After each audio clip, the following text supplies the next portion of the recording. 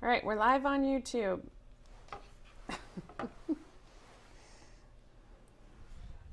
So we're on now, just so you know, Mom. Okay.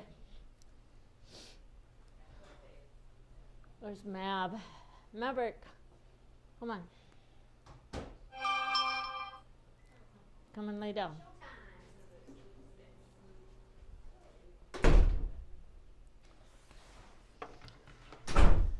All right, let's see.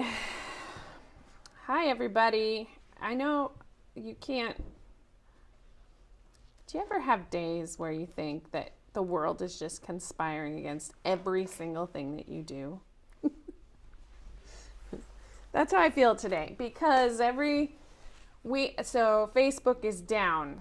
So if you normally join us on Facebook, we cannot log in. We cannot post any messages. I'm going to try and do it from my phone here real quick. We cannot, let's see, let me get your views all fixed up here.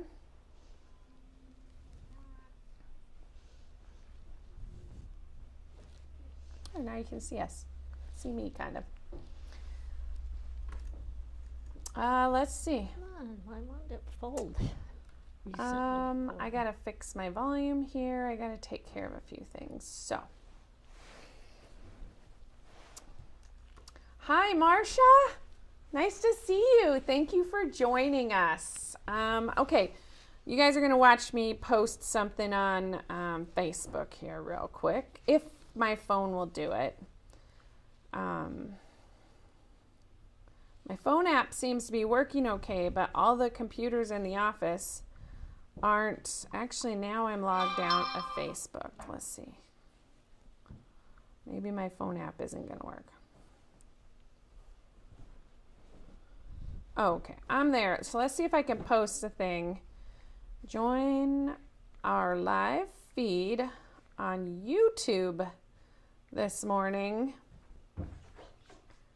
Facebook streaming is down.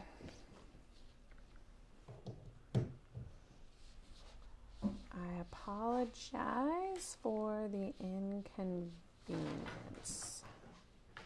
Okay.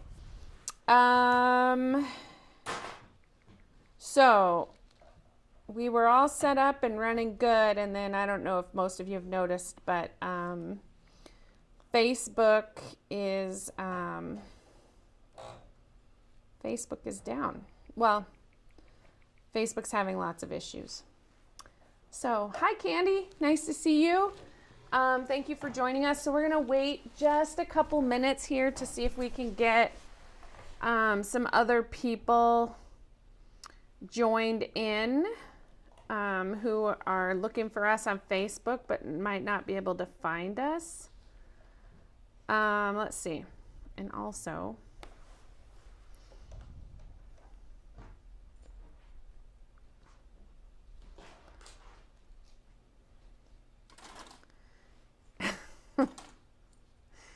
okay, so I posted there and it did not. Is it posting? I don't even know if I can post a notification to tell everybody. Like, my posts aren't going through on my phone or on the website.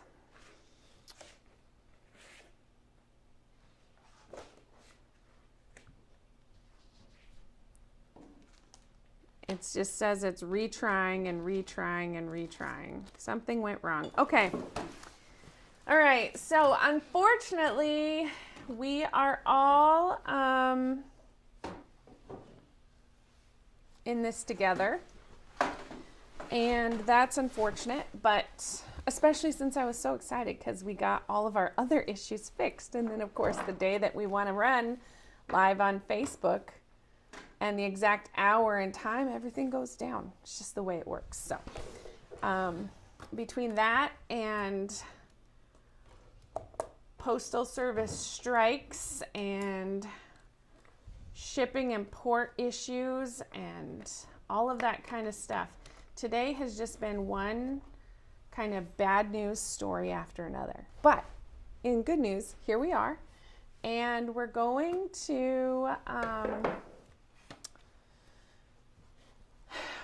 run this video, and then we will post it and share it on Facebook once we get it all filmed, and you guys can join us live. So let's see, Wendy says hi from Vancouver Island, BC. Oh, I love Vancouver Island. She says, I just finished the border on a Quiltworx project. It was a square center on point. Very pretty. Very cool, Wendy. Congratulations on your finish. So let's see. How are you close to being ready, Mom? Let me know. I'll just check and make sure I had thread so they didn't have to watch me Thread machines? thread my machine, and I'm good there. Okay. I think we're good. Just making sure I got some glue. All right. Good Well, the there. one nice thing about running only on YouTube is I only have to watch one conversation instead of watch multiple conversations, because I have to watch it on Facebook and YouTube. So let's see. We are going to make, so today's video is to do the queen border on the Tuscan sunset pattern. So if you have not, if you don't know what that is, Quiltworx has a box program, and as part of that box program, we offer 2 tracks. We have a small box and a large box option, and we send out the boxes about a month in advance. That gives everybody time to get their boxes, to look through them and see everything. And then we put out these training videos. They're about 3 hours each to show how to make those pieces. So over the course of a year, you can finish a large quilt, or 4 small projects. So today we are doing the last video for our Tuscan Sunset large quilt, and I'm so excited because we're going to finish it. This is it. By the end of the month, those of you who have been following along with the videos should actually have a finished project. And if you're interested in joining us for future box programs, the 2025 box program is open right now, so you can go to box.quiltworx.com. And the other thing is, if this is a project that you're interested in doing, but you haven't, but you didn't participate in the box program, we have patterns available just for the general public to purchase and work on anytime. So as all of these pieces have gotten completed, there's a playlist on our YouTube channel, and it has all of the videos for this project compiled. We'll add this one to it, and you will be able to now follow along and do the whole thing at once. So there will be some kits available at the Quiltster Marketplace if any of you are interested in making one of these designs. I have a few left over from the boxes that are missing a couple pieces, so I'm going to kind of pull all of that together and list some of the original colorways, but we got to cut the last booklets that aren't cut yet to finish those up. And then we'll have some new colorways as well. So at this point forward, Tuscan Sunset just becomes part of our original pattern line, and you can make this program anytime you want. So with that, I'm going to turn it over to Judy, and we'll get started. So hi, Sue from, let's see, Yellville, Arkansas, Sue Heron. Thank you for joining us today. All right, Mom, take it away. All right, everybody. This is going to be an exciting day. We're going to just go through, as you can see, I have half of my quilt done here. I have another bunch of the quilt done over there, but I've left pieces and parts that I want to work through. So there's some things that we're going to go over. One thing I want to say about this border is I think this is an awesome border. When you look at it, you think, oh, I don't want to make all those stars. But it just goes together really, really nice. but there's a few things you need to watch for, okay? And so the pressing on the stars is really important, and we're going to touch bases on that several times throughout the day. This is set up to where you can do opposing seams pretty much. So when everything is up here, it all comes in as opposing seams. So all of my seams are pressed in opposite directions. It will cause you a few issues in some of the areas where you have some seams that don't want to press very well the opposite direction. My phone's ringing. Just a second. I got to go shut it off. Talk to him. It's in the other room. So while she does that, so I do want to mention one more thing about the pattern. So we're doing the Tuscan Sunset, which is the one that's on the wall behind her. But that same border is also used on some of our other designs, most notably the quilt that's behind it, which is called Turtle Island. So if you're also making Turtle Island, this video will be very helpful in making the stars around the outside. So hopefully those of you who have both patterns can find this video useful. So, all right, she's back. I'm sorry. I have hearing aids and it was in the other room, so I had to shut it off. Because then when it goes off, it doesn't stop. So we were talking about opposing seams, and so we're gonna go through that several times today on the opposing seams.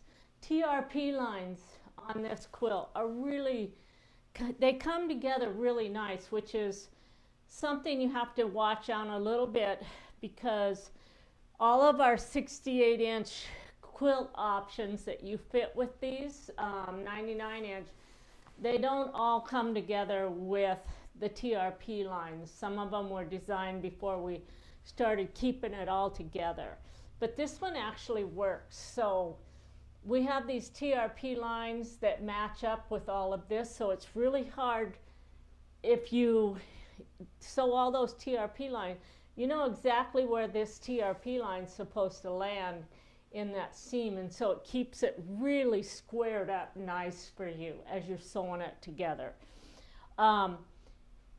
You can mess up the TRP lines, and I'm going to show you both places. One is this unit right in here. If you flip it over, it'll still pair up and match up with this, and you won't notice that you have a mistake because you pulled your paper off. But what will happen is your TRP lines then no longer match up in here. So if that happens and you don't have TRP lines that are placed right where they're supposed to be, it's probably because you flipped one of these little pieces, border pieces over in there, which I did do that on one of mine. 3 of them were perfect, 1 of them didn't match up. The other place you can flip them is on these little tiny borders right here. You're not going to mess this up, but you can get these rotated and they still fit in there really nice. So if it turns out that you have matches out here, but nothing is matching in here, don't worry too much about it, because it's going to come together. You do have a seam here that's going to put you in place here, and then you're going to be in place up until there. So the only place that's going to be that you'll have an issue is right in there trying to match.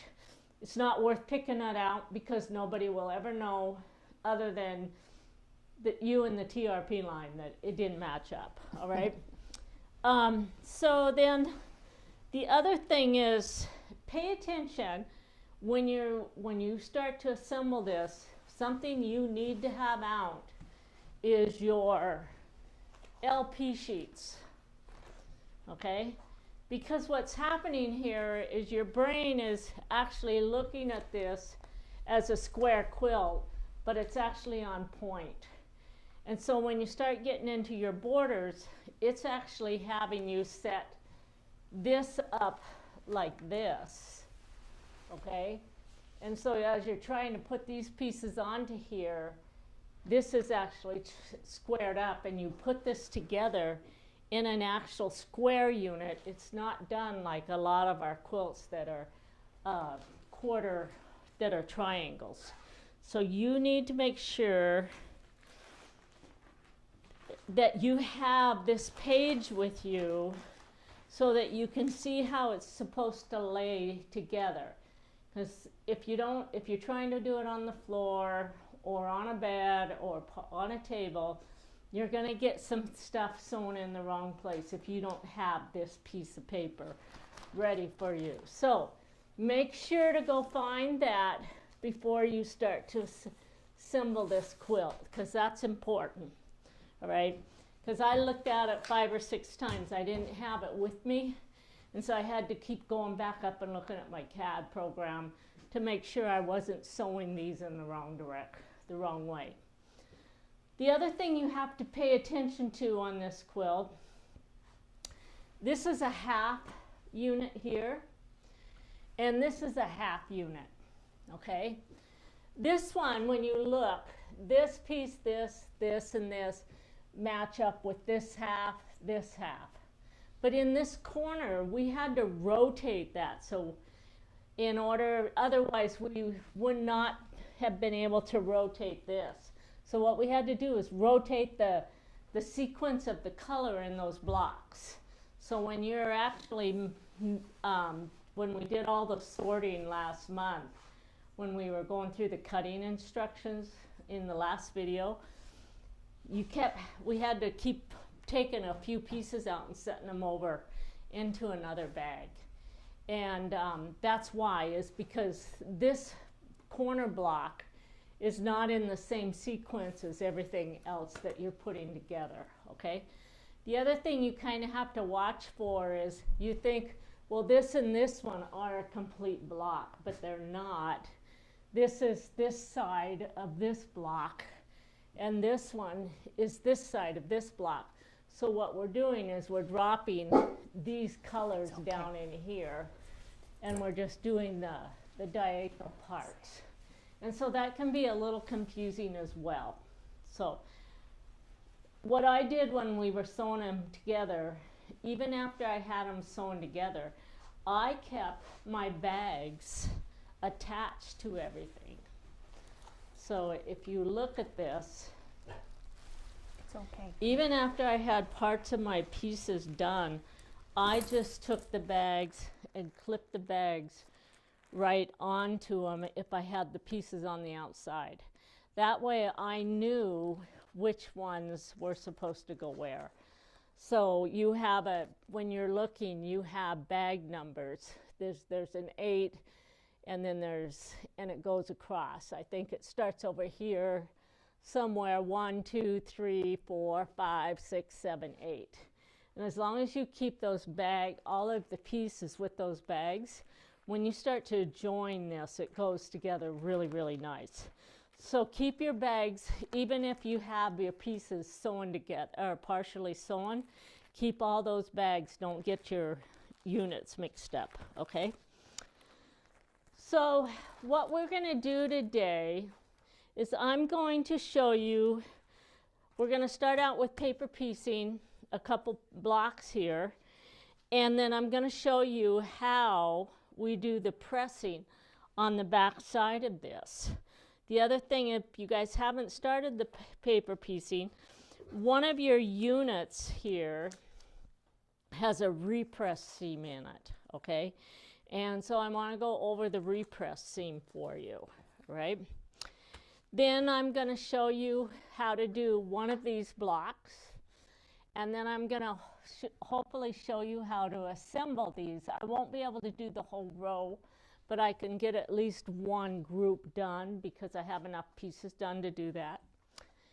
And then we're going to go over how to assemble these pieces right here. And we already had these assembled from our last video. We just had to sew 2 pieces together there, so I don't have to show you that. The other thing I'm going to go over is how to set these pieces onto this. So I'm not going to show you how to sew one, but I'm going to show you how to match everything up there for that. So we have a lot of little just tips and tricks that we're going to go over today. All right, so we're going to start with the paper piecing, and we're going to get these blocks somewhat organized here until I feel like you have the information you need. So let's go ahead and we're going to put this back on the wall here. And we're going to, so I have one complete block there, and then I have some partial pieces here. So we kind of have to, I had to save some of the pieces to show you. Okay, so I have my pieces right here. If you guys haven't started making your stars yet, what you're going to notice is on your papers that section 1 on unit D1 actually starts with a triangle, and then it goes like this. And then section 1 on unit 2 actually starts with the diamond, and it reverses the direction that you're sewing it. And then you have a repress seam. That's done so that we can, when we sew these blocks together, we have all of our seams are going the same direction on the back, and that's what gives us all of our opposing seams. It also allows us to do the little spin in the center of it, which takes all the bulk out of the middle of your star. Okay, so we're going to just start right here, and I can do both of these at the same time. I'm going to go ahead and we're going to use our repositionable glue on the section 1 piece. This one starts with my diamond, and we're just going to lay that in there like that. And then this one. So you can actually do all of the star units together. It's not that difficult to stay organized on it. So this piece is my first one here, so I'm going to go ahead and put these two pieces on.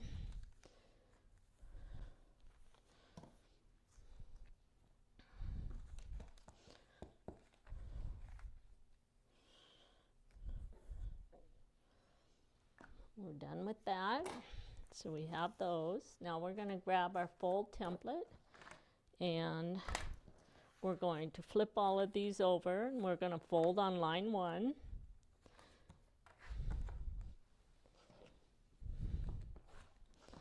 And then we're just going to set it aside. Then we're going to do the next one.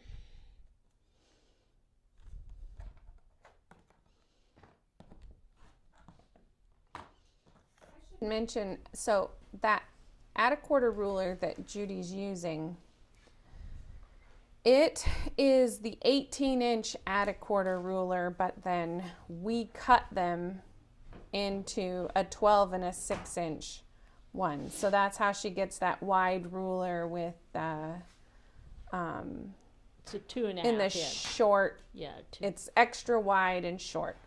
She likes the wide ones because it protects your fingers a little bit better than especially the small 6-inch ones. So if you're looking for an option where you can get the 18 cut down into 6 and 12, we have those on our website under Notions. So now these pieces are small enough that I really don't have to put glue on them. It's easy to hold on to them. Okay, so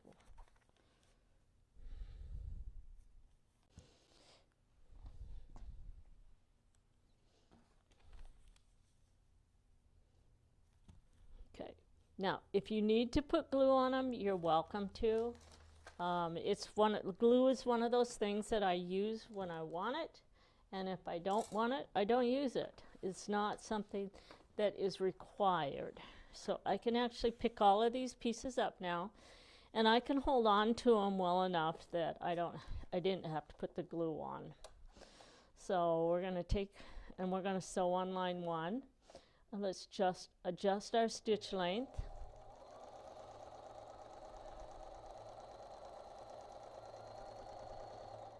And then we're going to pick the next piece up. Now, when I don't have the glue on there, I have to hold on to the fabric and the paper the whole time. So I can't just, it does have a tendency to slip underneath there, so I have to keep it from moving.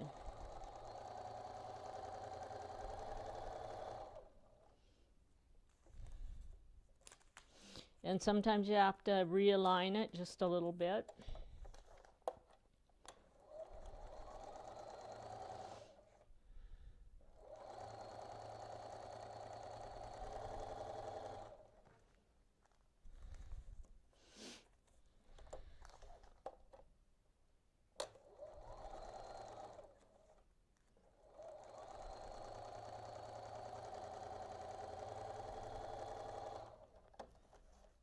Okay, so now we're just going to take each one of these, we're going to cut them apart, and then I'm going to step over to the iron and we're going to press them really fast.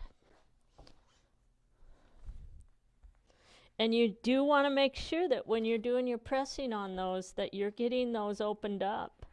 And so if you're having a hard time getting that seam to open up, and when I mean open, I mean this part open, so you don't have up any little puckers in there. You can't open the seam on the back. You're just making sure that you don't have any little folds on the front side of it. And these are looking really good. So now we're just going to take and find line 2.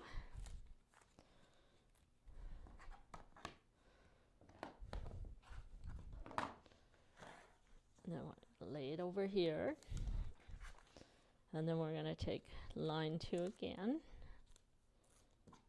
Don't worry if it tears a big hole in your paper as you're folding that back, because these stars are set up with floating points.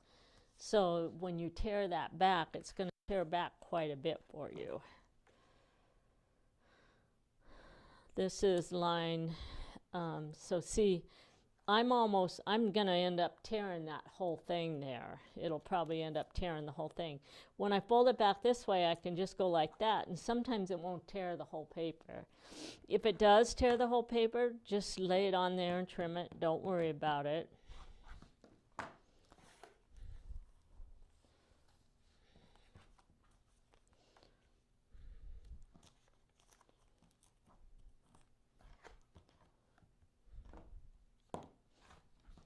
Okay, so now that I have them all stacked again, I need to quickly look. This is my unit D1, and this is my D1 piece right here.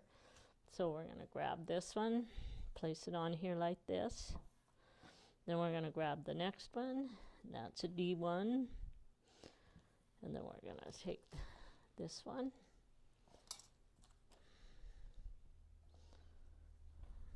Place this one on here.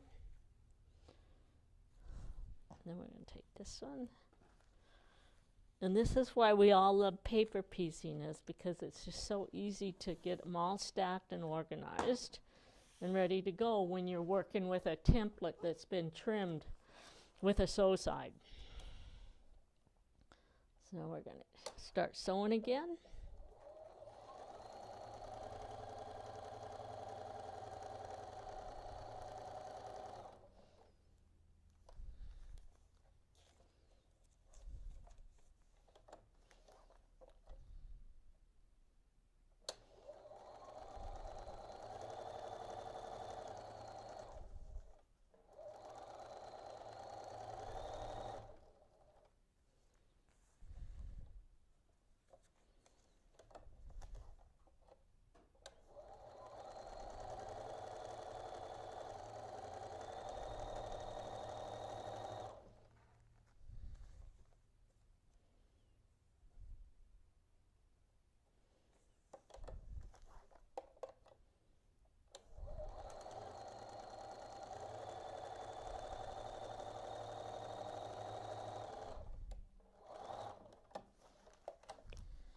Okay, so we're going to go to the iron again, and we have those 4 pieces paper pieced. I do want to mention something about this little block. This is basically what you are, most of us, if you're my age, remember this block as being called the Ohio Star, all right?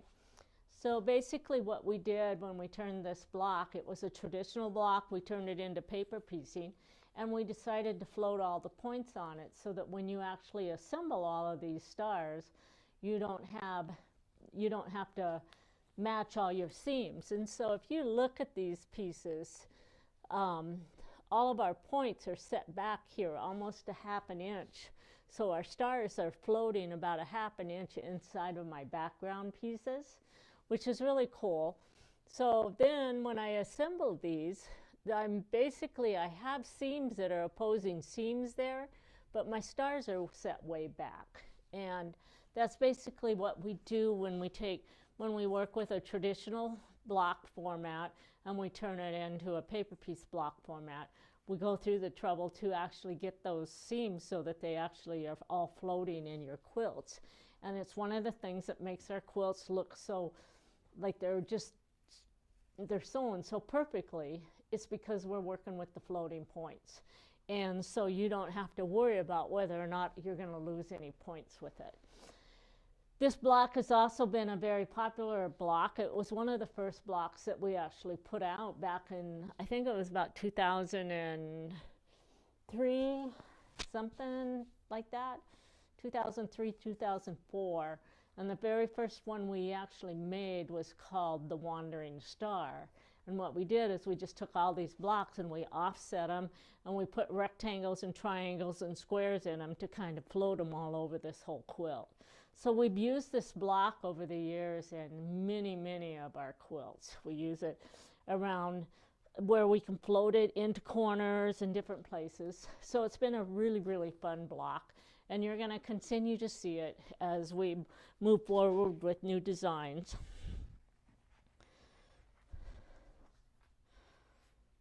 We also have it in a mini size. Yes. And so the nice thing is this is the same technique for the larger star, which finishes to 12 inches, and the small star, which finishes to 6 inches. Okay, so now we're just going to take our, I love the little creative grid rulers.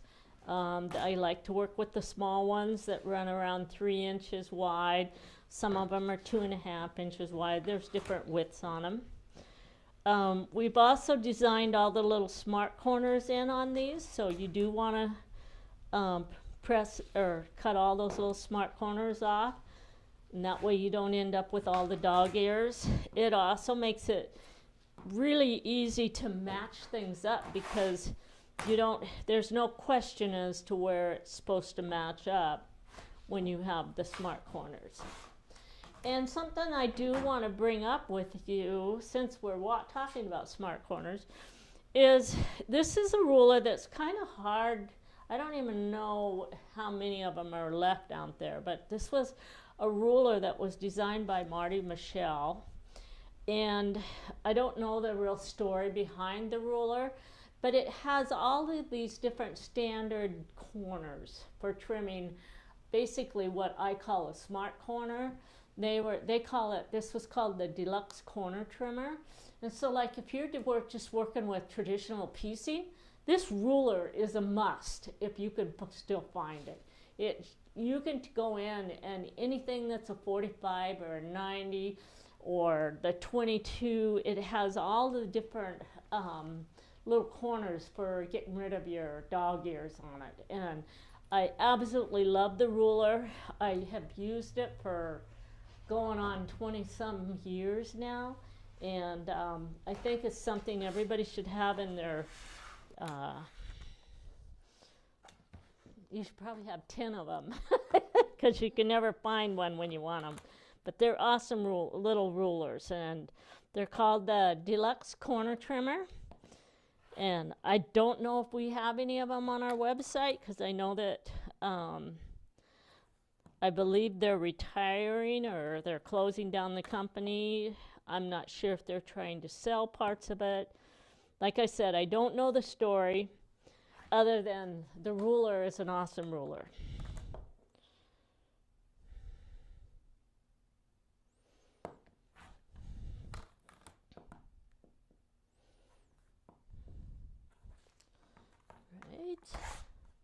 So we just have a couple more of those to trim, and then we'll be able to show you how to assemble the block and how to do the repress seams.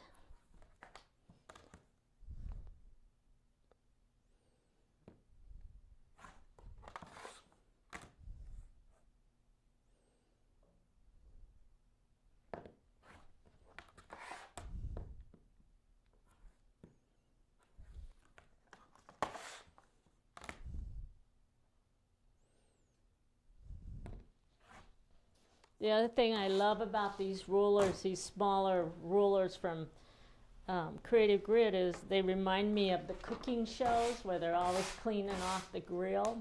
Well, that's kind of what I do with these little rulers, is I'm always scraping all of the little fabric parts off my cutting space.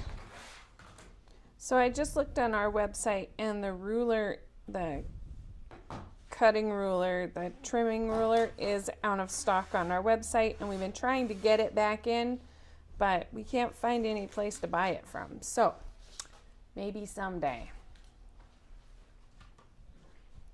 All right, so now we have all of our parts here, and I'm just gonna get them all laid out to match this block here, since I have one block done.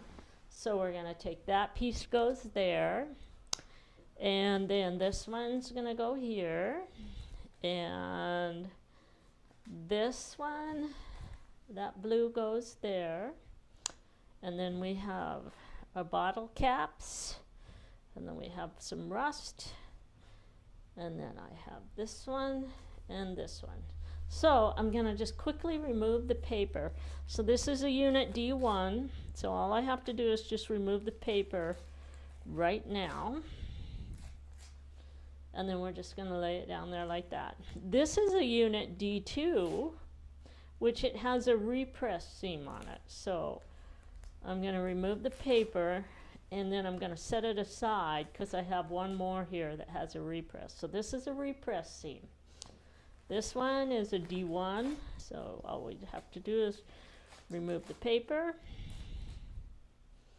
It goes back there. This one was a repress, and I've already repressed the seam on that, so I'm in good shape there.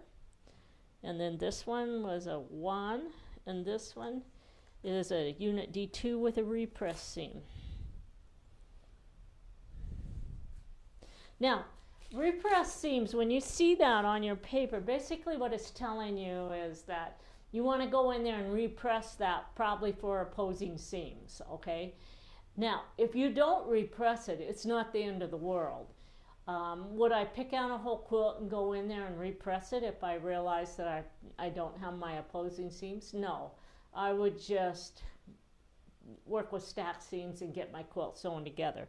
But once you understand what a repress seam is and what it's for, and you have them all stacked, it's easy to go in there and do all the repressing, and then you'll have all your opposing seams on here. So we're going to take these to our iron, and the first thing I do when I do a repress is I repress it flat like this. You need to get that flat like that, okay? So do you have me on the I don't know because we put that camera over there, so you got to move closer. Here. So see how I just folded it back and I pressed it this way, okay? Now what I'm going to do is come in here and I'm going to force that to go the opposite direction as what it was pressed, all right? But you have to get it pressed flat before you can force that to go the opposite direction. And then just kind of have something there that tells you which way you're supposed to repress to, because it's really not a lot of fun to go through the effort to repress them and then press them back the way they were.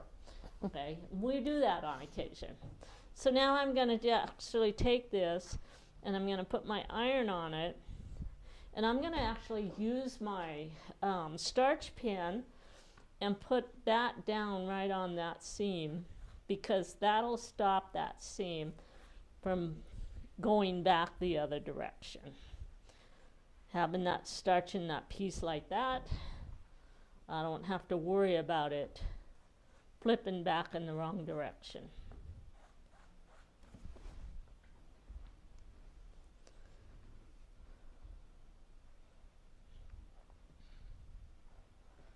There we go.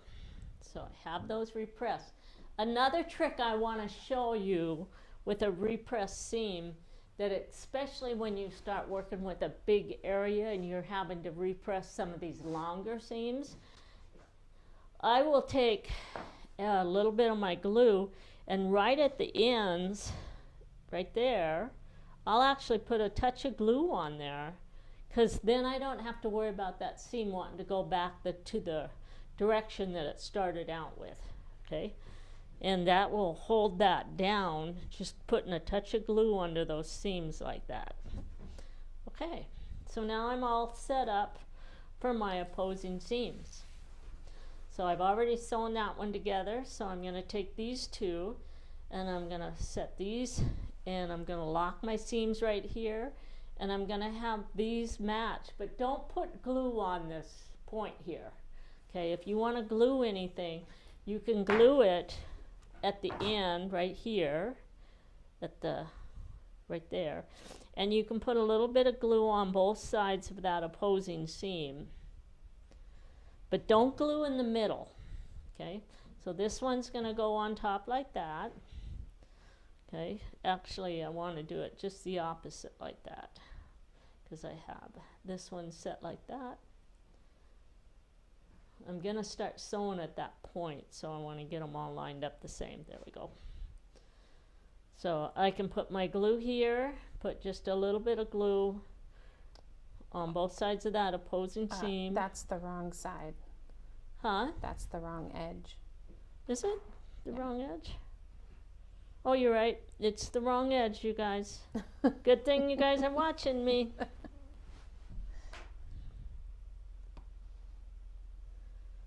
We do that on occasion around here too. Okay. So we got that put together, but I don't want, okay, put this, and then this one's going to go on top here.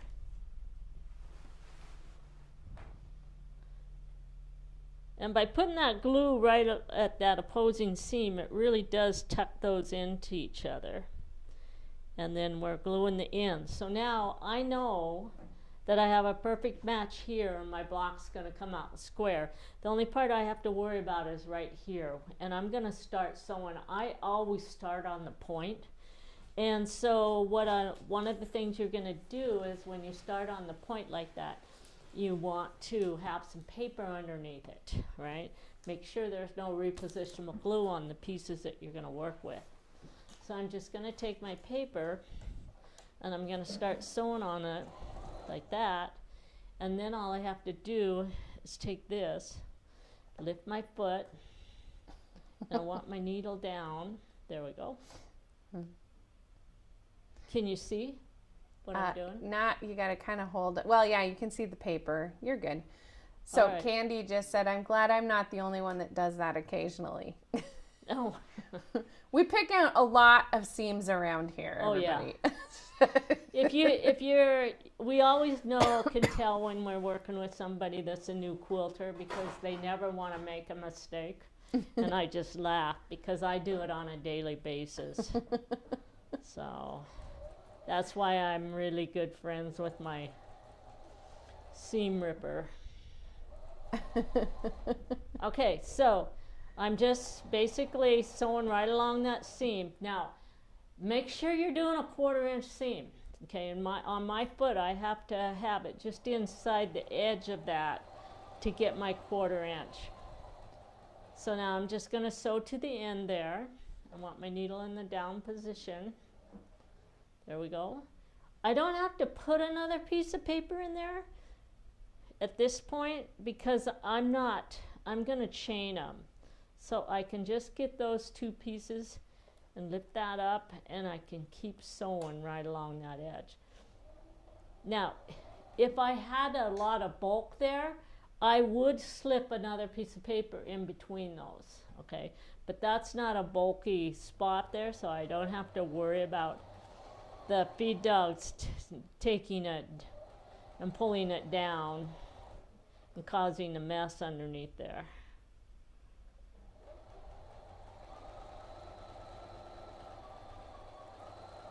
And then we're going to take the next one, lift it up, get that butted right up next to it, start sewing.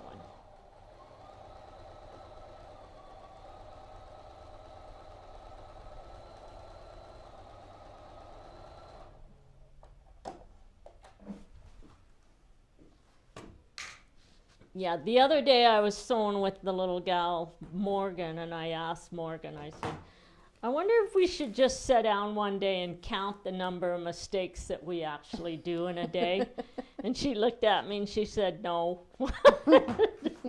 So it's just very common. All right, so let's look at the back side of this. So I want all my seams to press this same direction on the back, okay? So all of the seams that are already pressed are going that direction. And so I'm going to press all of these that direction.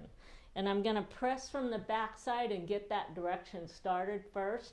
And then after I get them pressed to where they're laying down just a little bit, I flip it over and I press from the front side. All right. So let's take all of these over to the iron. And we're just going to run across the back of it really quick. Get it to lay down.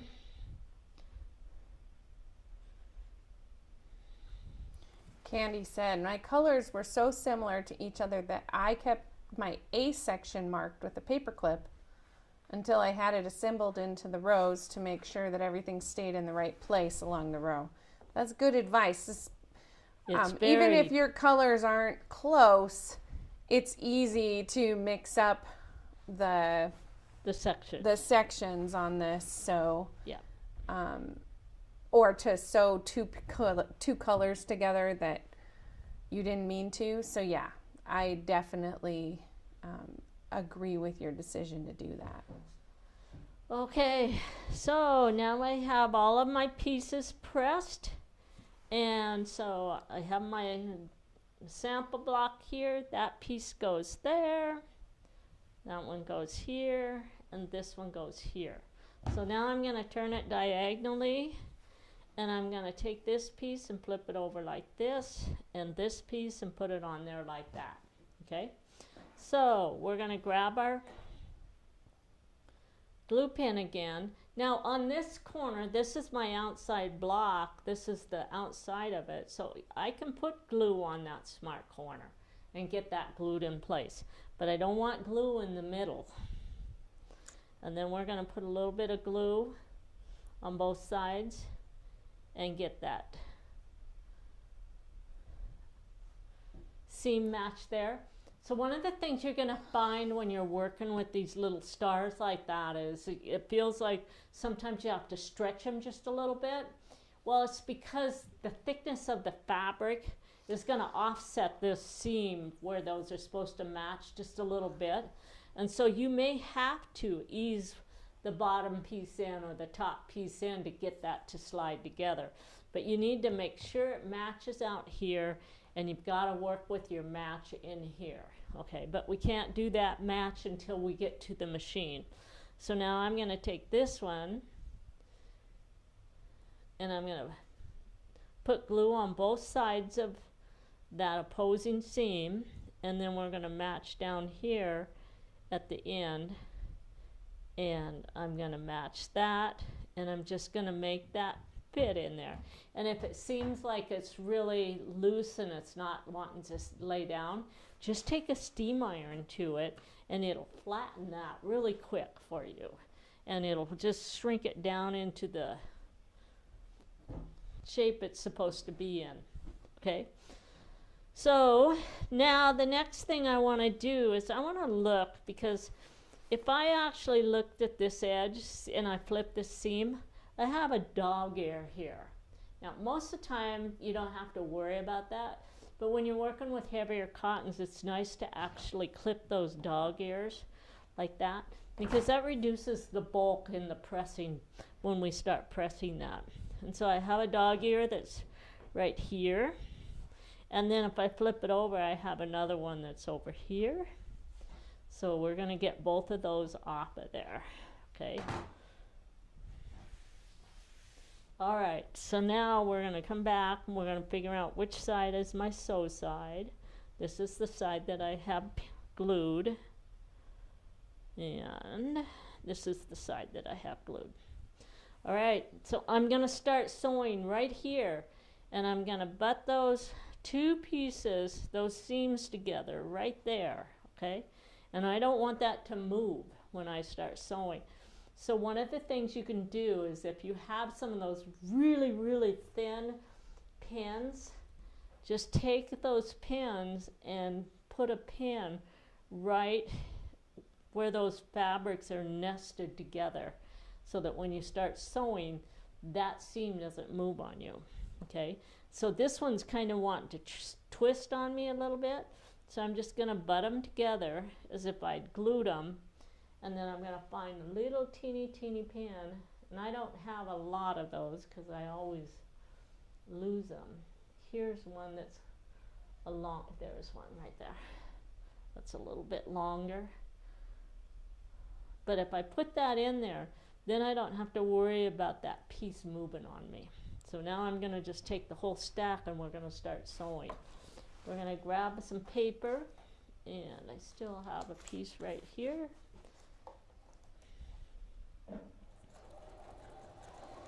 Okay, and we're going to set this up, needle down, and then I'm going to place that and do a perfect 1/4 inch there, all right? And I'm going to actually grab my stiletto because it's a little bulky, and I'm going to hold that part, and then once I get my needle into the fabric, then I can pull that pin out.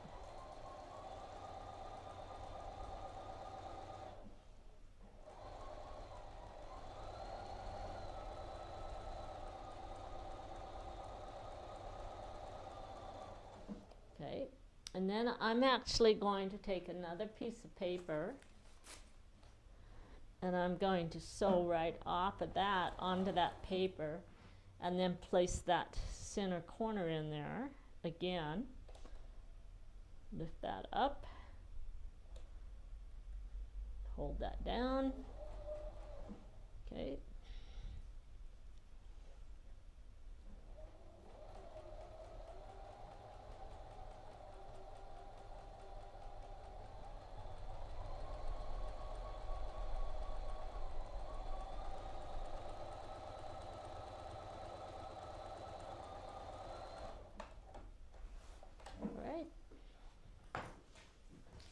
Now we're just going to come in here and cut our paper.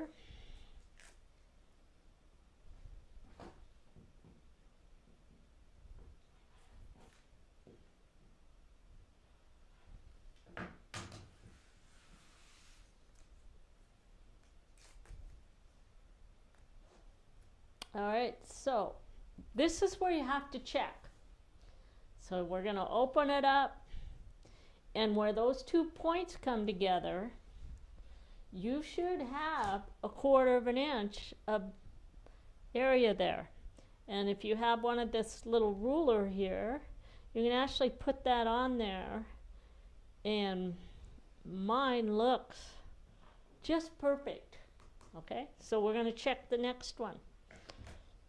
And we're going to look at this.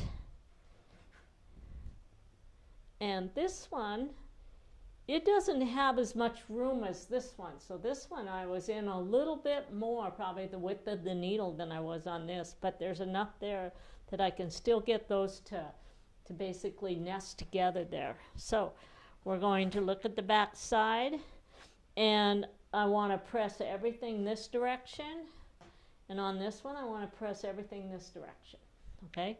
Because you have to have everything rotating in the same direction.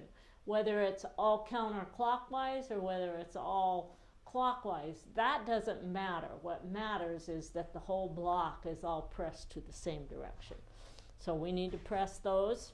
So we're going to press it flat first because In traditional piecing, you want to set that seam, and then we're going to put a little bit of starch on the back of that seam there.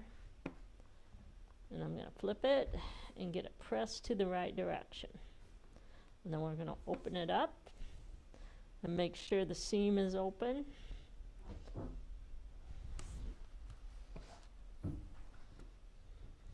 So press it flat, and then put a little bit of starch on that seam with your starch pin. Now, if you have a really good steam iron, you can use that as well to get that. There we go. We'll open it up from the front and make sure that there's no little folds in it. All right. So now I'm actually, my nesting, so I have the seam this way and this way. So every one of these little seams here are going to nest right around this when I flip it over. Okay, so we're going to flip it over. We're not going to put any glue in the middle. We're going to glue this end right here. Get that glued down. Then we're going to glue right there and nest that seam right there. Get that glued down. Then move over to this one.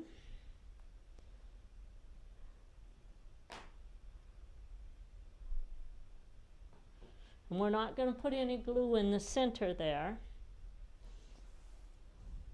And then we're going to glue this. So when I open this up, I have a perfectly square block. Okay, but I have, and it's all gonna, I don't have to worry about it moving under my machine.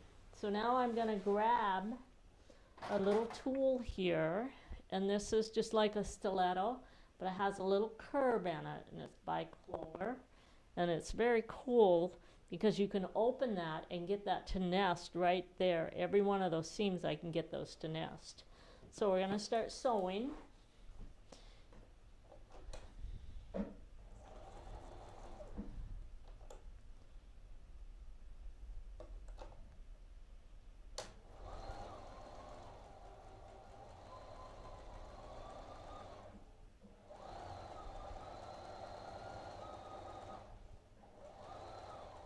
All right, so I don't have to worry about the ones that I have glued moving. It's the one in the middle that I have to get that to lay in there. So I'm going to fold it back, and I'm going to tuck the points in together.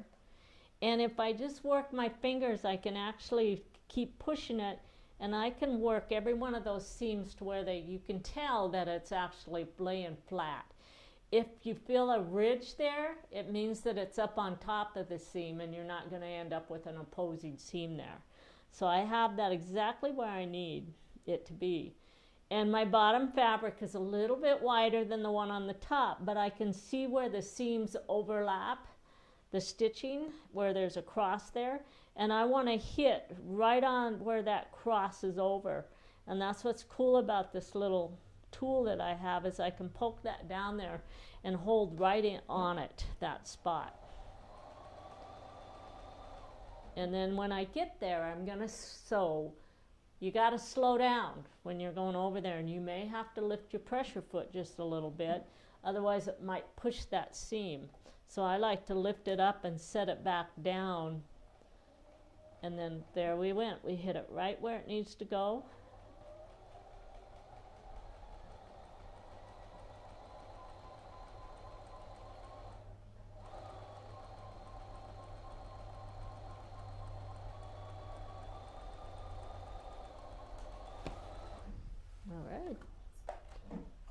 Now I'm gonna open it up, and then I'm going to pat myself on the back and say, nice job, Judy, because I know that I have a perfect little point in the middle.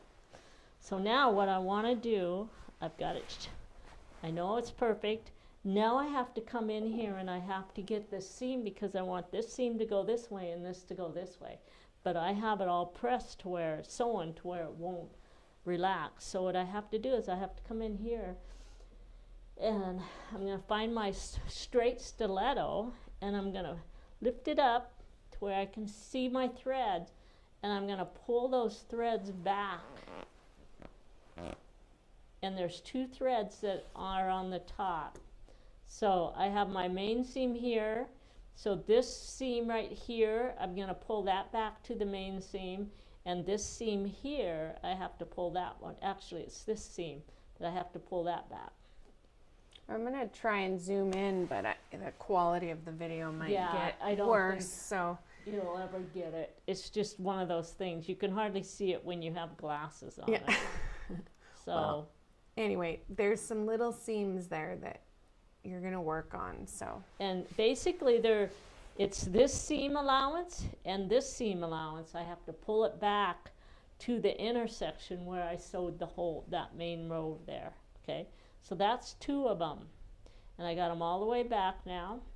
Now I'm going to flip it over, and I have the same 2. So this one and this one again on this side, and we're just going to get the stiletto underneath the thread and get that thread to pull back.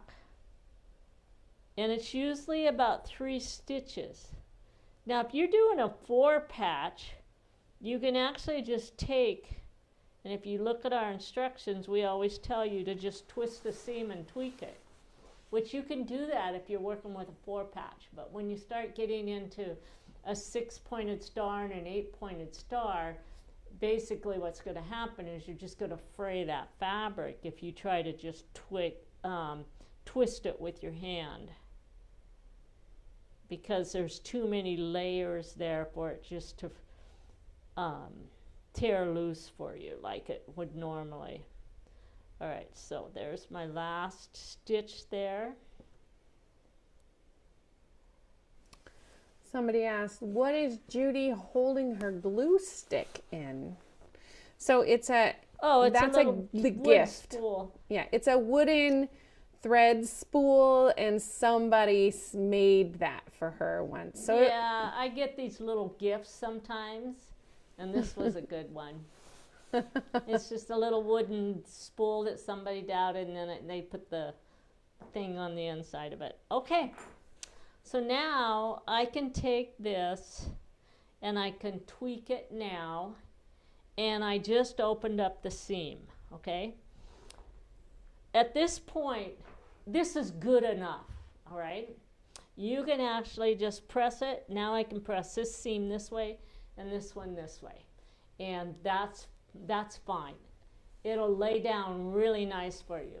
But if you're one of these people like me where you don't sleep at night knowing that you didn't go the next distance with it, then there's 2 more there that you have to find. And they're invisible seams. So it's where a couple of these are actually sewn together, so you have to pull one of them back, and then right next to it there's a little seam there that's folded over. And these are hard to find when you're working with cotton fabrics. So that's why I say, if you're working with cottons, you really don't need to go this extra step. If you're working with a batik, you find them really easy. Okay, so I pulled that one back, right? Now I've flipped this around. And we're going to take this one, and I'm just going to lift that and pull the thread out. But basically the thread is hidden under those seams because it's actually a sewn seam allowance that you're picking that back. Right. So now I have all of my stitches backed up to the main seam here, and I have a little 8-pointed hexagon right in the middle there. Now, doing those 2 extras did not make it any flatter. Okay, so it's up to you if you want to go that far with it, but it's just a thing with me, because if I actually had not had a smart corner in there, what I would have now is a little 8-pointed star on the back of my piece. Okay, so I'm going to hit it with an iron. And we're going to and we're done with this little piece. Sorry we don't have an iron view, but it's because we have the camera pointing on the other screen today. I actually have a camera wish list of things I want to add. We're getting to the point here where there's some new views we could add. So okay, so I have completed another star. Okay, so we're gonna move on to another piece.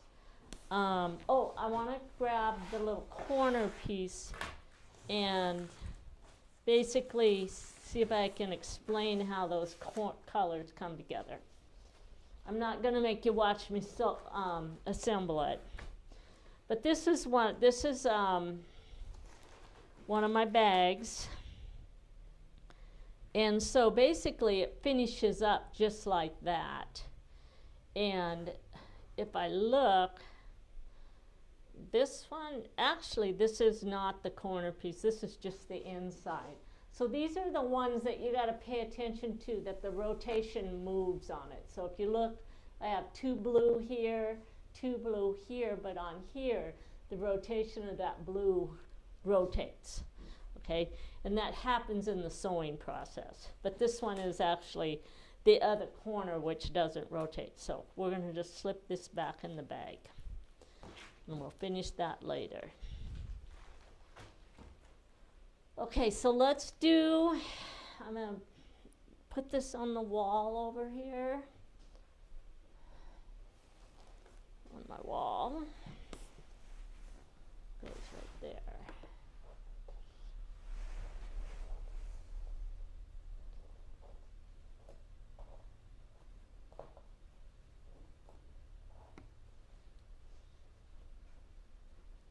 So I'm going to show you, so this is my corner, and then this is the next block that goes like this.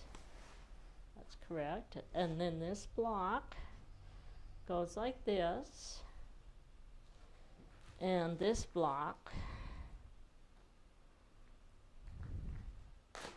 that I have finished here goes like this.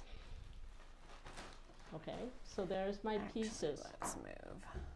So as I sew these together, these are opposing, opposing, and posing. Okay, so I'm just going to flip this piece over like that, and we're going to actually just glue this right along that edge there. And sometimes those pieces don't match up perfectly there because of the thickness of your seam, so you kind of have to work those corners there a little bit. This one, got that locked together. I can lock this one together. I can lock this one together, and then we're going to come back and we're going to do this one. Now I'm going to put a little bit of glue on the bottom of that because I can get that to hold open for me. And then the top piece is a smart corner that comes down around the corner there, all right? So we're going to actually take this to our machine.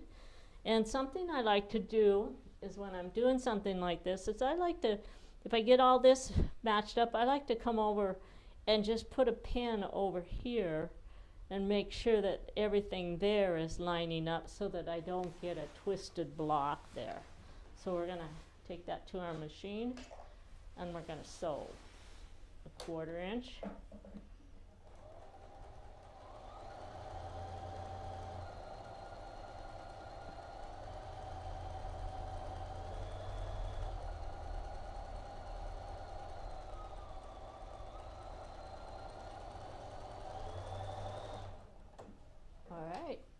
So something else I like to do is I'm just going to take my little ruler here, and I'm going to just clean up the edge before I go to the iron to press, just a tad.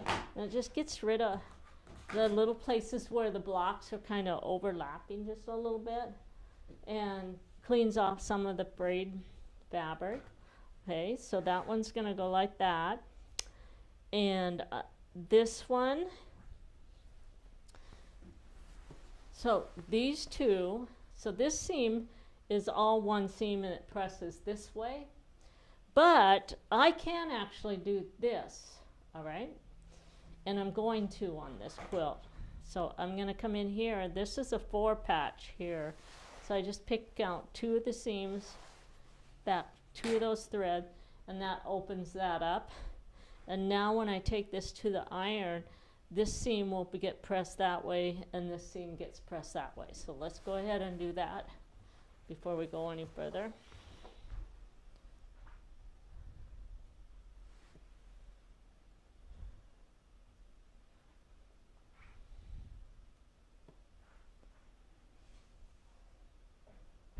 And then I'm actually going to grab a little bit of glue because that one seam doesn't really want to press very well over. So I'm going to put a touch of glue on it and glue that down, that spot down. Okay, and then we're going to open it up from the back or the front side and open up those seams. All right, so now then we pick the next block up and we're going to rotate this now that I have it. The other way. Huh? You want your bottle caps in the same spot. I might have sewn something in the wrong spot. I got these 2 little pieces mixed up there on that block, but nobody's gonna know on that one because you can't hardly see the difference between them. But that one, so let's look at this. That one goes there. Yeah, so it was these 2 pieces that I joined wrong. Okay, so then this piece, I'm gonna put it on here, and then this piece is gonna go like that, all right? So now you know how those rows are joined up. So now then, I'm gonna have to join that. So I thought I had one of those that wasn't sewn. Let me check really quick. No, I sewed those together. All right. I'm gonna put this block here. I have to figure out which one of these I got in the wrong place. It's this one that's wrong. There we go. Nope. It isn't that one, it's that one. And that one goes like that. There we go. So it's this little piece that's in the wrong spot. So we're going to grab this. All right. Now, do you know why I did that? It was because I was actually matching up to this corner that I wasn't supposed to be matching up to. So, all right, so I want to join one of these, which I'm going to just do it so you can see it, because I want to show you how to put this piece on right here. So let's go ahead and we're going to sew this piece on like that. I'll get these pieces joined.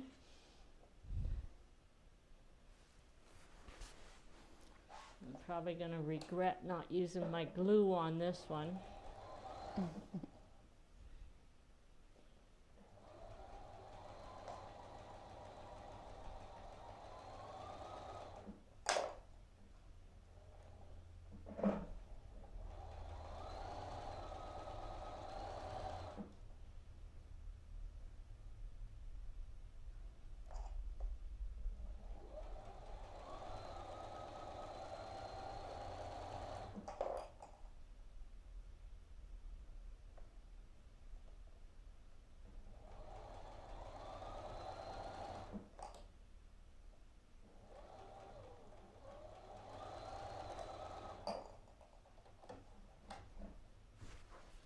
Right, so we're going to just take this really quick and twist those seams there.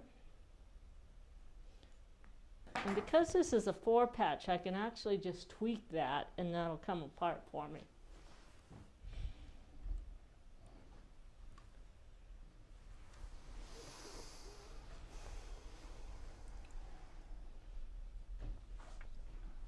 I'm going to cheat and I'm going to put glue that seam down instead of trying to get it pressed. There we go. Okay, and now we're going to take this one piece right here, and that piece has to go in there. That one's going to go like this.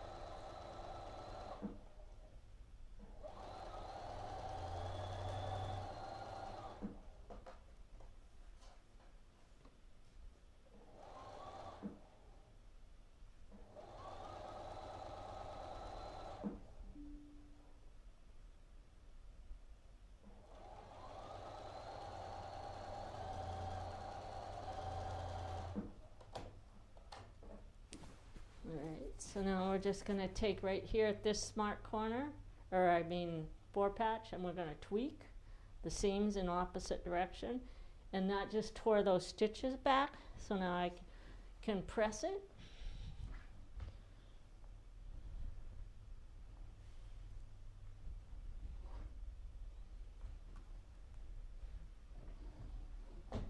Alright, so now this is actually ready to add the next piece. I'm going to just put a little bit of glue on those end pieces so that they don't flip. Okay, so we're going to put that piece right here, and I'm going to grab the paper pieced unit.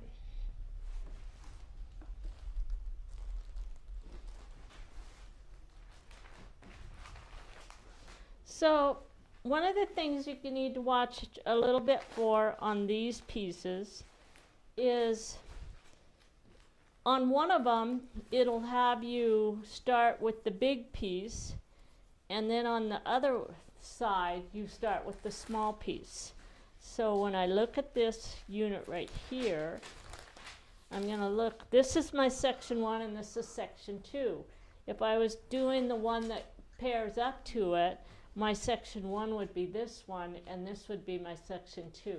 The reason we do that is it gives us automatic opposing seams when we join them. Okay, so we're going to take our very first piece, and we're going to use our repositionable glue. Now when you start getting into bigger pieces like this, if you don't want to put the glue on there, then just pin them, because it's not going to hurt to actually put a flower pin.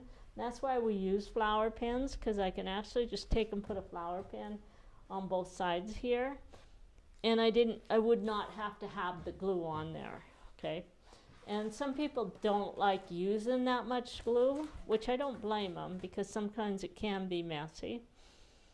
So we're going to take this, we're going to fold back, and then we're going to take my big add a quarter ruler right here, and we're going to trim a 1/4 inch seam allowance. Now we're going to take this piece right here,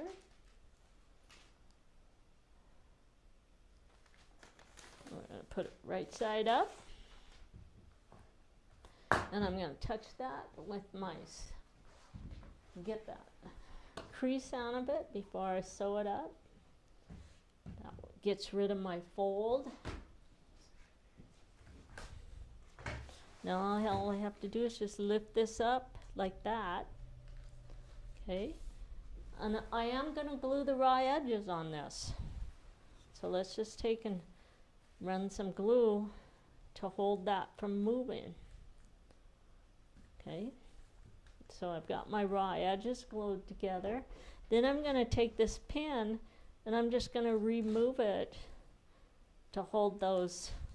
Now I've got the bottom glued to it as well. So when I start working with bigger pieces, I start using the pins a little bit more to make sure that they don't slide when I'm sewing through the machine with the machines. especially when I'm standing up. Okay, so I'm going to get this started.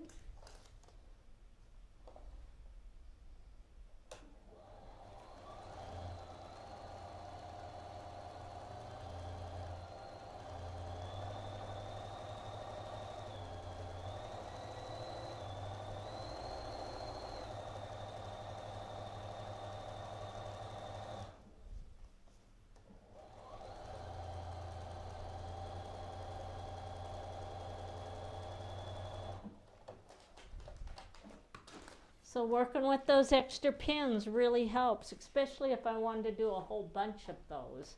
I would not have to worry about it constantly moving on me. So now then I'm just going to press this one.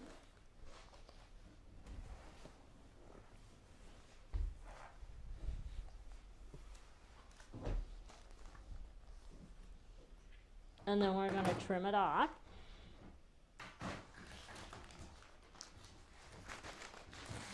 That's an empty bag and it's done. So we're going to take this.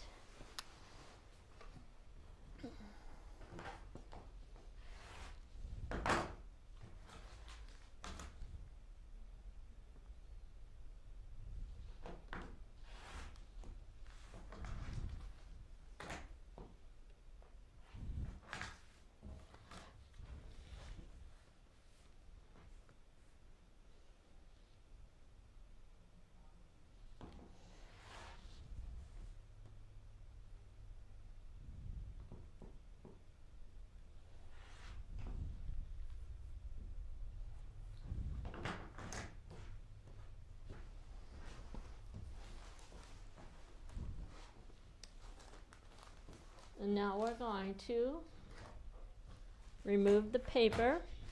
And I'm just going to take my fold template and lay it right along that seam. See how easy it is to pull those big papers off? And then we're just going to get rid of this one.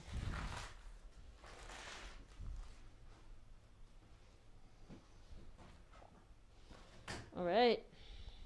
And then we're going to put this on here. Now, I didn't sew my little smart corner there, or my TRP line, so I'm going to go grab the other piece because I want to show you how that's done. I forgot about that. But there was actually a TRP line on these, and it is really nice. However, you can just fold it in half to find it. So this is one of those times if you understand the purpose of everything, you may find yourself just folding it in half and lining it up if it's in the middle, all right? But I don't have to do that. All I have to do is just like that and lay that right into that seam like that. Okay, and then we're going to take this one and we're going to match this end over here, okay? And that's what our job as a quilter is, to match the ends. And if there's fullness in here, you either steam it or you glue it and ease it in. So this one here, there we go. That one's got a little bit of a fold in it. Get that pulled out. Okay, and so match up my ends first. Okay, and then I'm going to worry about the rest of this. And since I don't have my steam iron in here, I'm actually just going to touch it with some glue along there. If I had a steam iron, I would steam it first, but my little antique iron doesn't have water in it. Okay, so when I first started sewing when I was younger, I would just start sewing here, and then if I ended up with a half an inch at the end, I was like, oh, and I just cut it off. But your quilts don't come out straight when you do it that way. You have to, basically, it's your job to make sure that if it's been set up to match, you match it, and then you ease everything else in, okay? So we're going to just quickly sew this piece. And actually, I really don't need to sew this piece. So I'm gonna quit. Just so everybody knows, it's because she's gonna go back and pick out that little the piece that she sewed wrong after we're done, and All sew right. it back in right. Okay, so we're gonna move on.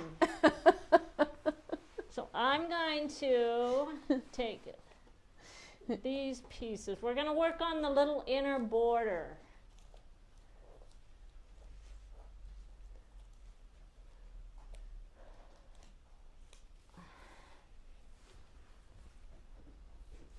So I put it on the wall, and if you're working with your instructions, it actually has you only working on this part and this part. But I actually laid it out like this. So this is my D2, and then my D1 comes in here like this. Then my D4 comes here, and then my D3. So it seems kind of weird when you lay it this way. So there's D2. So you have your D1 and your D4, D1 and D4 in the middle. Now, if I was doing it the way the pattern shows me, it actually starts 1, 2, 3, and it goes like that. Okay? But when you put it in a straight line, that's the way that's going to set up. All right. It's kind of hard to see on the full view, but anyway. But anyway, when you're working with it, if you have it on the wall and you're doing this line like this, it's not like 1, 2, 3, 4. It actually is 3, 4, and then 1 and 2. It starts 1 on that side. 1. So it starts here. 1, 2, 3, 4. So when you put it straight, you end up with these. So don't get that confused, because I did. And I had to redo a bunch of them. Okay, so I'm just going to remove the paper. Also, you know, things that can help you not have to redo a bunch of it is reading your directions first. Yes. And not in a dark room in the middle of the night when you can't tell the difference that part between a colors. lot. Yeah. The other thing that helps is to leave the paper on, because see, by doing this, now I can see, okay, I have these in the right order, okay? And I can leave the paper on, because then when I put it on the wall, I don't have to worry about flipping it on the wall either, because I'm going to leave I know what the sequence is supposed to be. So I can just take those papers off and sew these pieces up. So this is probably when I work with quilts that have these little inner borders like that, I make a lot of mistakes on them because I don't read the instructions, I don't look at the pictures. And then when I get them together, I'm like, why'd I do that? Now my TRP lines don't match. Okay, so now I'm just going to take these two and I'm going to sew these on together. And if I was doing this, I would sew all 4 of these together instead of just one.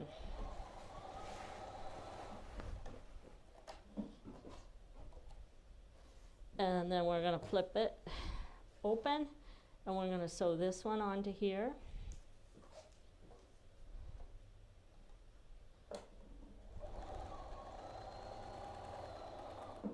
Okay. And then this one goes onto here. Okay.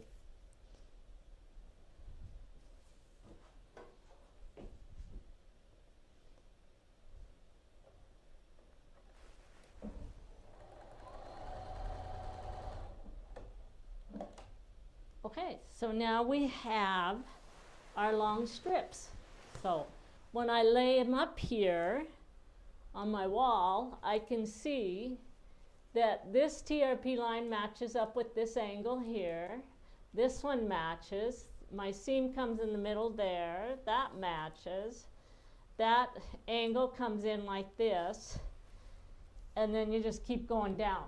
Now I want to say, one of the things that I was running into the other night when I was assembling this is I was getting all of these pinned, and then in these areas I'm like, wow, that's really loose, okay? And at first I thought it was because there was just this piece right here. There's so many seams in there, it's easy for that to stretch.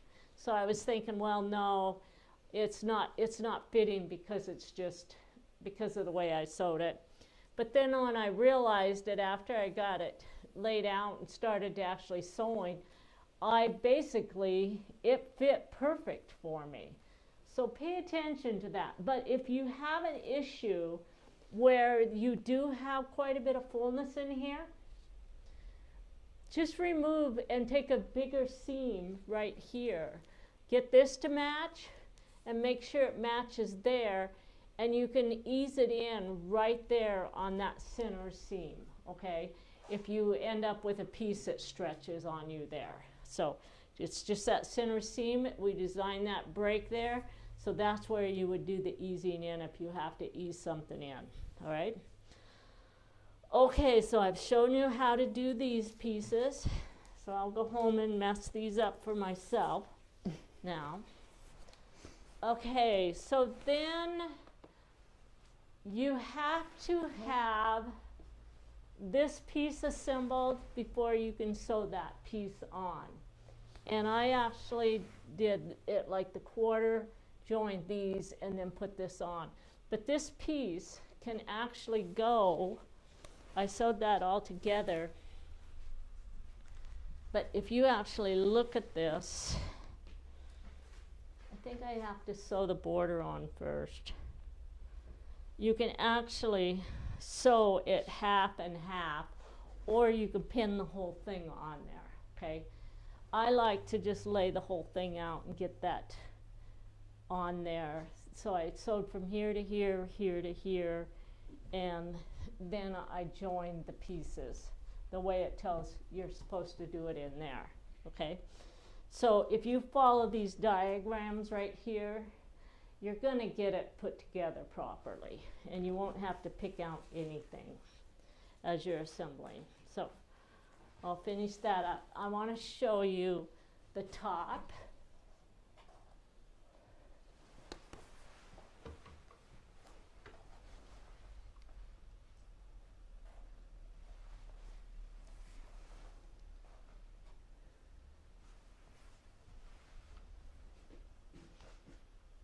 Okay, so this piece goes on like this, all right? And at first you look at it, you send me a picture, and you go, what's this? And you show me that none of the ends are matching up. And it looks like it's really like too big. So I found that some of them seemed too small, some of them seemed way too big. But I have all of these registration lines here, so I know exactly where those are supposed to be. And so I mashed them up and made everything fit. And you can tell how nice it just came together. So trust your TRP lines that they're going to get this. And if you have to ease anything else, anything in, make sure it's between this TRP line and this one is where you're going to take that and ease things in. So these are matched up, and then I'm going to come over here. I'm going to match this point, and then I'm going to go to my ends, and we're going to make the ends match. So I'm just going to put glue about 1.5 inches there along the end, and I'm going to make that match. Then I'm going to take, after I get that done, I'm actually going to take this, flip it over, and I'm going to pin along this edge right here. And that will keep it from dragging when I start doing my sewing.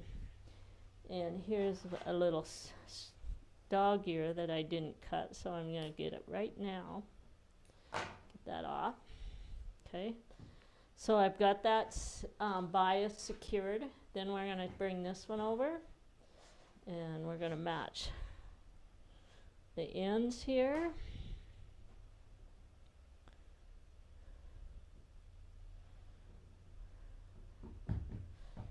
And then I'm going to put my pins right along this edge.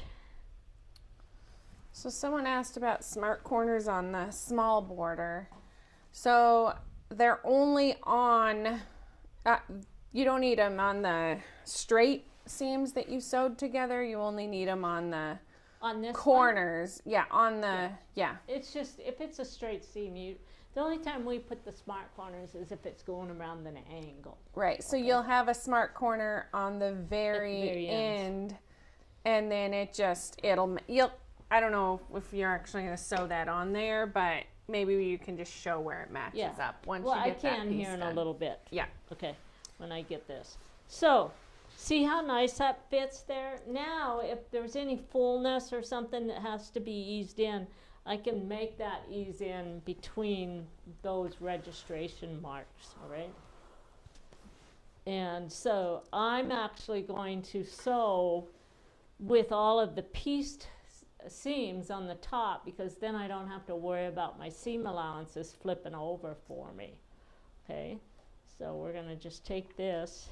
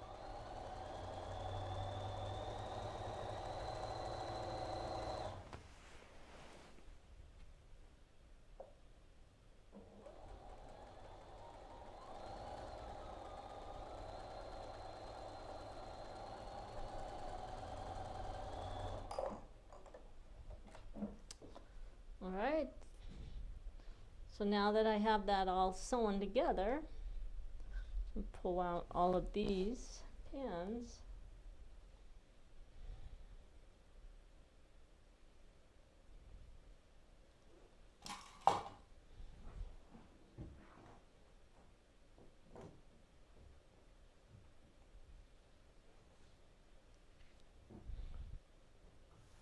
All right. So now, if I look at this, I actually have this side's pressed this way, this side's pressed this way, okay? I can actually take right here and make that happen right there.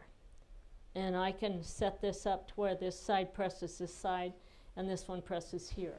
What I ran into though the other night was this is really bulky right here. So I decided to just leave this one flat, this whole seam along here, rather than trying to force it to go different directions. And I just worked with a stacked corner on these spots. This is opposing, and these seams all come in as opposing seams. But I just left this whole piece flat so that I didn't have to try to force this to go back over, because by pushing it back, I'm going to end up with basically 1, 2, 3, 4, 5, 6, 7, 8, 9, 10, basically 10 seams stacking right there on that little point. So at some point, even though your instructions are going to say, you know, you're going to have opposing seams, you might want to just look at it and see if it's actually going to press that way for you. All right. So I chose to stay with my stacked seam on this main seam allowance there. All right. So now this piece, if you look, this piece fits right here. Okay. And I can join this seam onto this piece, and that's the way the instructions actually have you do it. I actually sewed all of mine together and then sewed these two halves together and then put that seam on it. So either way, it's going to go together as long as you get this in a square unit. So as you assemble your quilt, you're going to have those 4 big squares there, all right? So I believe that we've shown you everything other than this piece right here joining with this. And I want to pull that down. So I'm going to pull one down to go over that with you.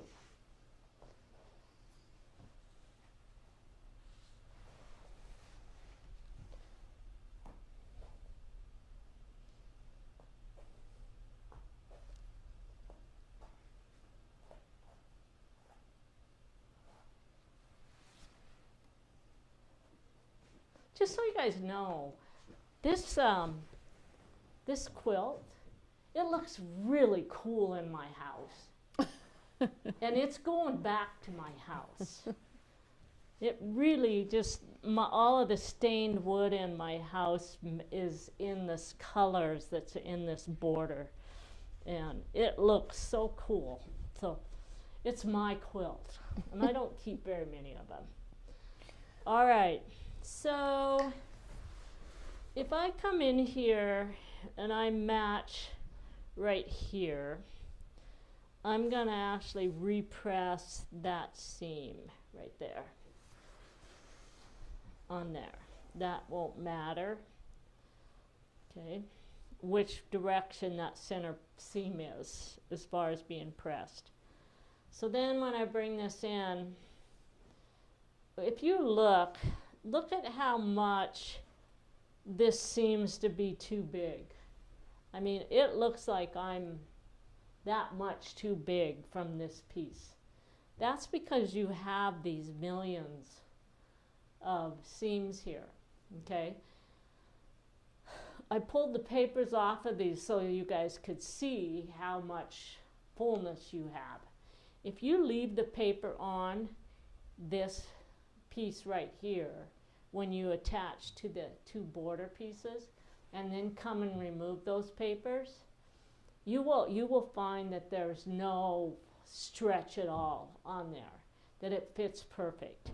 But it's really hard to remove the paper on all these little seams like that. So what I did is I found, that's why I loved my smart corners.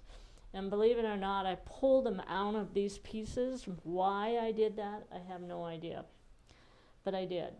So I actually just made this fit like that. And then I went through and I figured out where those smart corners were supposed to be, because I can kind of see, here's a smart corner, and I can see I tore this one out right here. So I went through and matched up where those smart corners were supposed to be. And then I just took a whole bunch of pins, and where this fullness is in there, I just came in and pinned those seams down like that. About every other seam, I put a pin in there. But it's just because there's so many, and this is a thicker fabric, that getting all of that to press out, it's not wanting to press out. And yet when you put it together, you would never know that there was the fullness from all those seams. But see how I'm just taking these pins and I'm just pinning those seams so that they lay flat. And then we're going to come over here, and I have another smart corner right here, and I can see just a little bit of the holes from that one. So that one goes there. Okay, and again, I'm going to take these and just get that to lay in there. If I had my steam iron, I could steam that. But then I'm just going to put pins about every 3 or 4 of those seams, so that when I sew over, I'm not stretching as I'm going across that. Okay, so you're going to run into that issue because there's so many seams in there, especially if you're working with a cotton versus a batik. It's going to feel like that's way too big, but it's not. You just have to be in control. Now, on this corner right here, these don't match up like a smart corner is supposed to match up. That's why I love this ruler, because I can come over here and I can lay it on there and I can trim it just like it would have been trimmed for a smart corner. And now I know exactly where that's supposed to fit there. And so we're going to put a little bit of glue right along that edge there. Okay, and then I'm going to flip it over and I'm going to pin down this bias edge. Now I don't have to worry about that moving on me. This is pretty heavy compared to the piece underneath. So after I get that all fitted in where it's supposed to be, I need to loosen that up just a little bit. I pulled it down too far.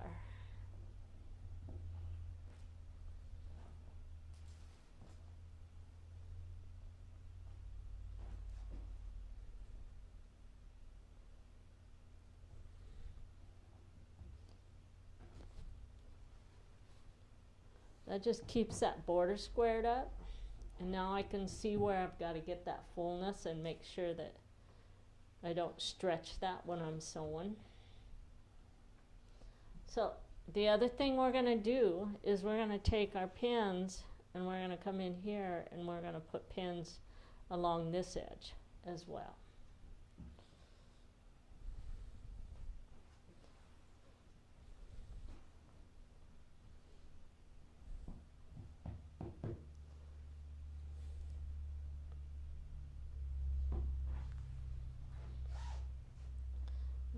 Over here, we're going to find, there's my first smart corner, and there's where the other one was.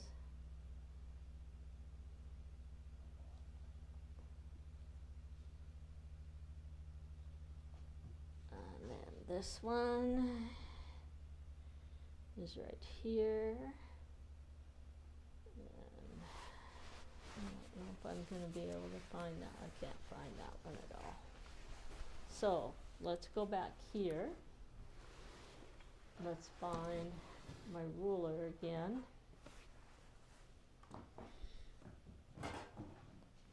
Now we're going to place this ruler right on that tip there. And we're going to trim our smart corner. And then we're going to put some glue on it. And then we're going to match that right along that edge. And then we're going to put a pin in there to keep that from moving.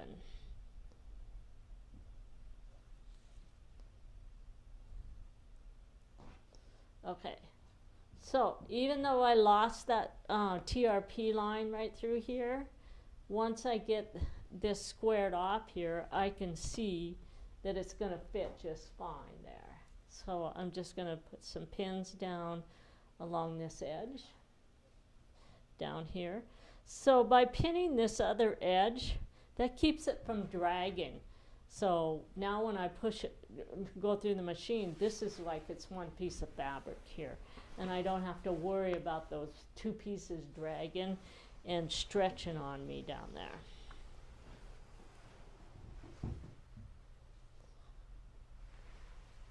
All right, we're going to put a few more pins up here.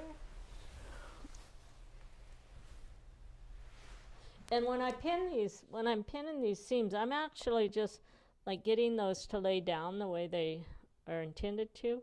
And then I put the pin right through the seam so that it can't separate on me as I'm sewing.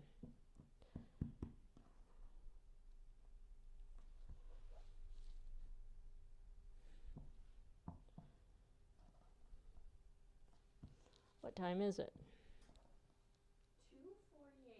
2:48. Oh, do we have, like almost an hour?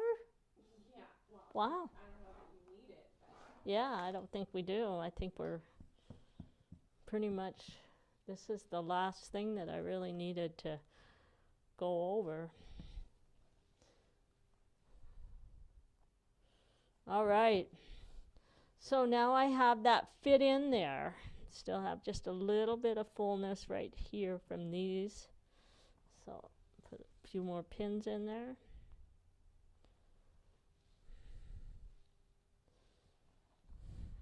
One here.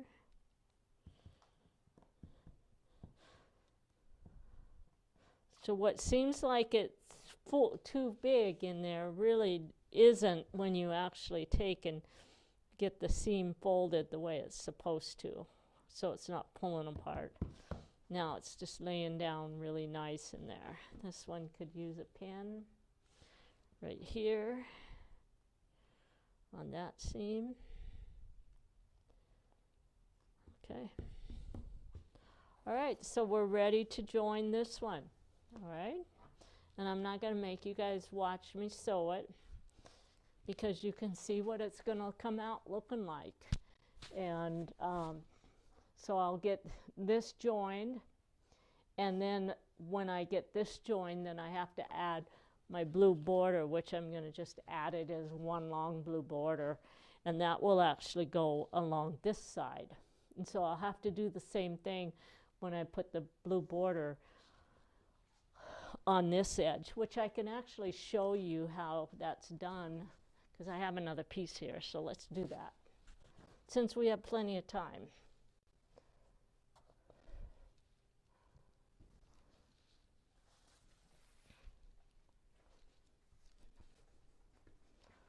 So this one's going to fit right in here like this.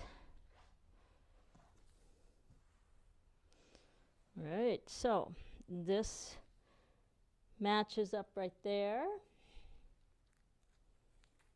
Okay, and then this TRP line matches up right here.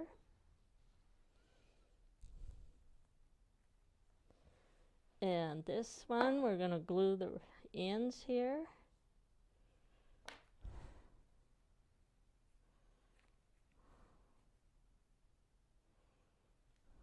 And notice that I still have the paper in this piece. I am going to pull it out, but I'm going to get it all fitted on here before I remove it. And then we're going to come over. This TRP is matching up.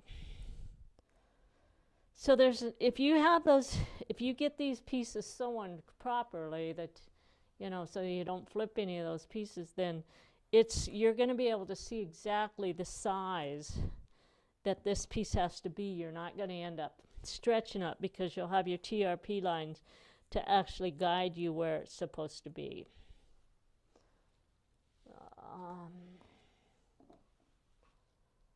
Starting to run out of pins.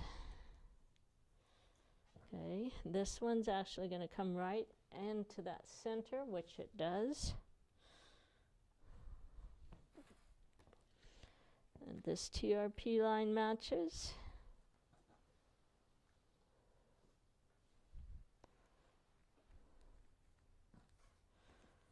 And then this one matches up. And actually remove that one.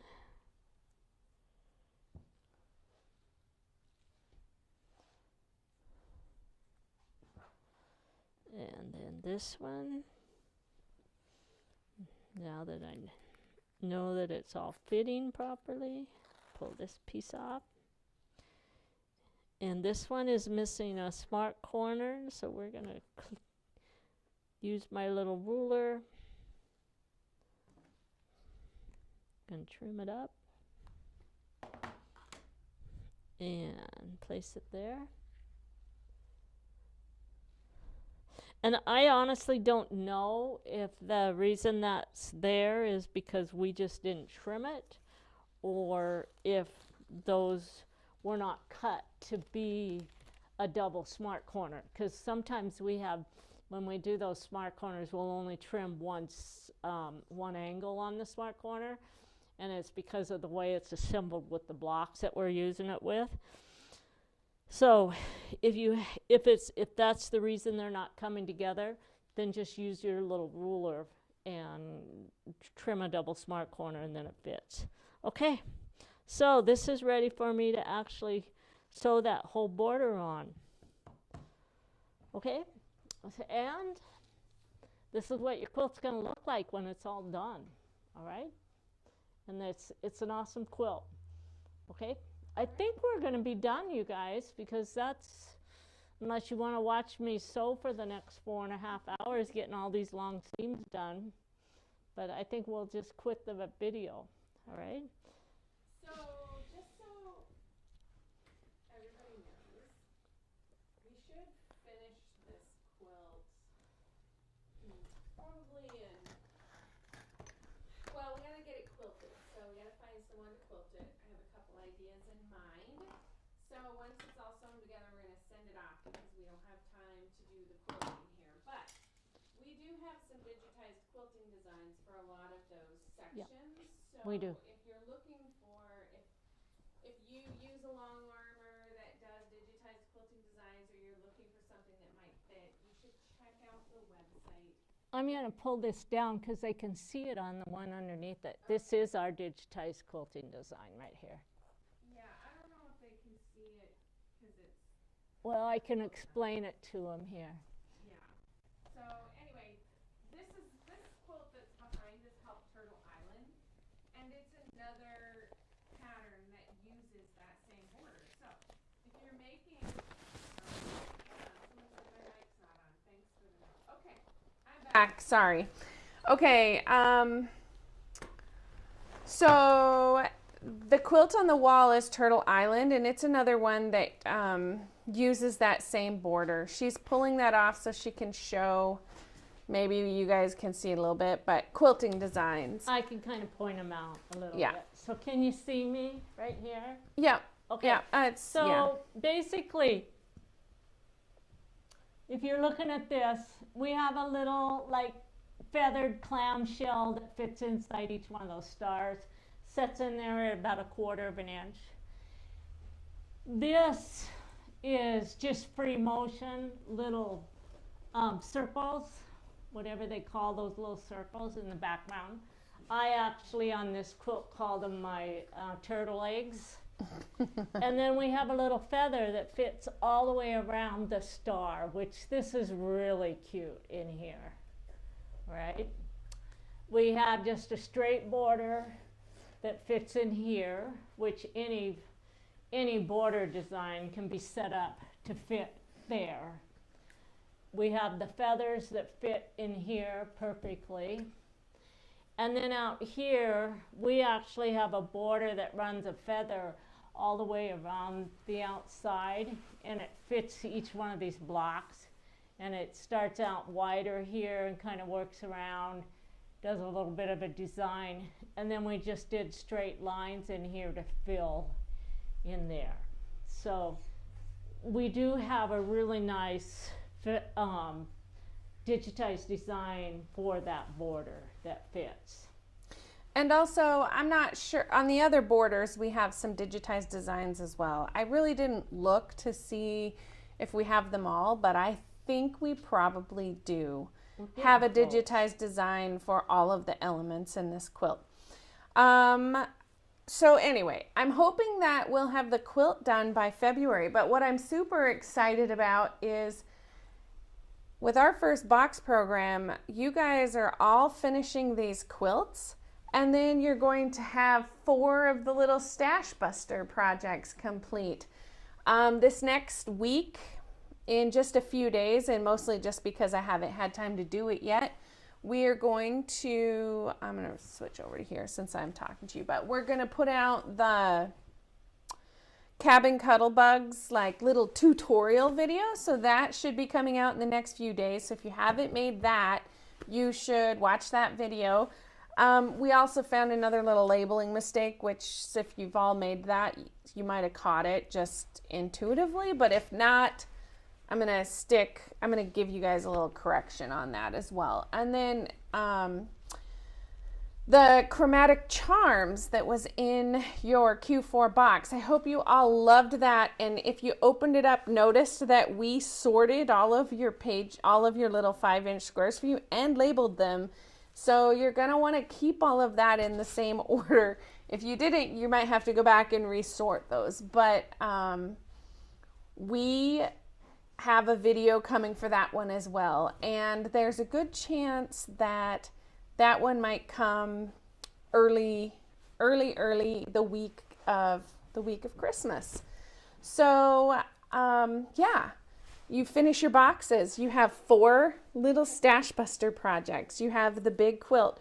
For those of you who did both of the small and the large, you're also going to have 4 projects that are complete for smaller projects, table runners, little wall hangings, etc. And then you have another set of all of the 4 stash busters. So we actually have all of those projects that we've been sewing and doing tutorials on. We have one more small box video that happens just after the first of the year. The first week of January, basically. I think it's, I don't know, the 8th on that Wednesday. So with the holidays and everything, the next couple weeks are kind of crazy because they're on Wednesdays. But we have that on the 8th. And then we will have all of our projects complete. And I'm really excited to just hold our arms out and show you all of the things that you were able to make in our in our 2024 box program.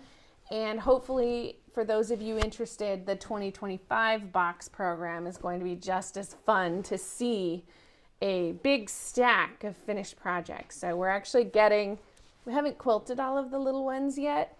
And so they're actually laying over our quilting machine right now and getting ready to go on the quilting machine. Some of them will just be all over designs, but others we might, we're going to do, I think on the antique lighthouse, we might do a digitized design. So it's going to be really fun to see them all come together. And I hope you guys enjoyed the box program and felt like all of these video tutorials were really helpful in getting your projects complete. So with that, I think we're going to tune out, and we'll get all of this posted to Facebook once Facebook allows us to post again. And it wasn't just us having issues with Facebook. It sounds like it was maybe mostly the entire world. For those of you who didn't have issues, lucky you. So anyway, all right.